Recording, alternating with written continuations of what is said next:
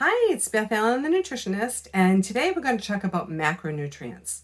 Macronutrients we need in fairly large amounts, and we have carbohydrate, protein, fat, and water. Water is actually a macronutrient too, even though it doesn't provide any calories.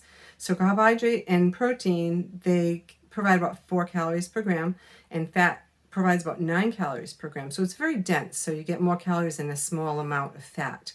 And protein, the calories you shouldn't have to use for energy. You don't want to break down that protein to use for energy, but it can provide energy or calories if you needed it to.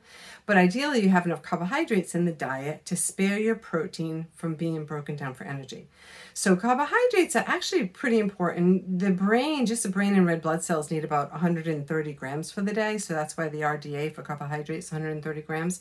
I know some people have to reduce their carbohydrate intake, and there are a number of reasons for people to do that, but I don't recommend it on a regular basis, and I think that you should be followed by a physician or healthcare professional if you're going really low on carbs, because your brain needs that 130 grams for the day. Your brain is very, very metabolically active. So carbohydrates, especially the healthier carbohydrates, right? Your complex carbs, your whole grains, your legumes, fruits give you some carbohydrate as well. Those are going to provide you with quick energy that you can use right away or store for later. You can store it later in your muscles and in your liver. So your complex carbs are the healthiest sources. And then the sugary carbs and soda and candy, unless it's super healthy, chocotricious, a certain kind of chocolate you can make very nutritious, or like jelly beans and just sugar, that's just pure sugar. And once in a while, a piece of birthday cake is okay. Once in a while, a dessert is okay. But ideally, you want your carbohydrates to come from these healthier, complex carbohydrates. And you can make like a healthy chocolate. You can make a healthy dessert. We can talk about that another time.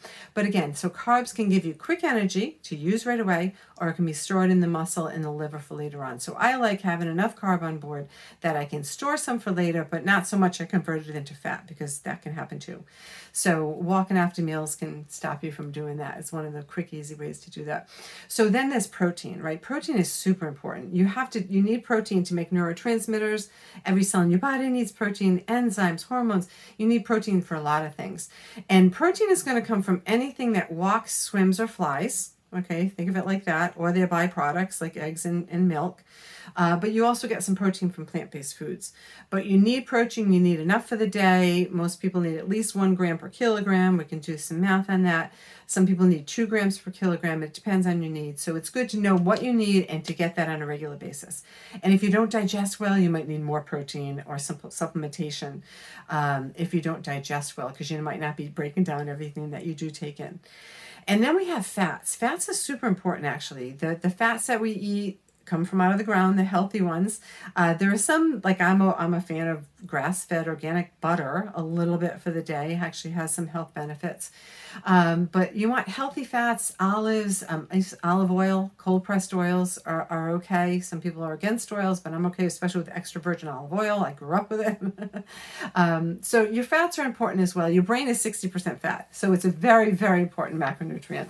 And you have to eat enough healthy fats to keep their cell membranes healthy. It's almost like you're getting an oil change, okay? You have to have enough healthy fats, especially omega-3s, so you incorporate them into your cell membrane so they're ready when you need them. Omega-3s in particular are anti-inflammatory. We can talk about that another time. And then there's water, which again is a macronutrient. People don't think of it as that, but it is a macronutrient with 0 calories, but it's so important. And we talked about this a little bit before. You need at least a half an ounce per pound or an ounce per kilogram.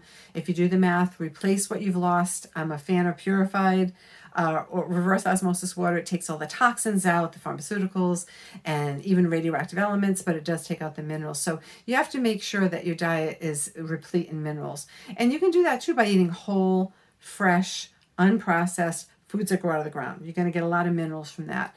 And also baking, if you bake like your starchy veggies, your sweet potatoes, when you bake these veggies, it holds all the potassium in too. So most people need plenty of potassium. Some people have to restrict. So that's, again, nutrition it should be very, very customized and personalized. You have to know what you need and how to get it. So your macros, again, you have your carbohydrate, your protein, your fat, and your water. They're all very, very important. You need them in a balance. An ideal macronutrient breakdown between 40 and 40% carbohydrate and then 30% protein and the remainder of fat. So take what you need, estimate what you need, calculate what you need, and be sure to get it on a regular basis. So those are your macronutrients, and then we're going to talk about micronutrients as well in the future. Thanks for joining me. I'm Beth Allen, the Nutritionist. Bye for now.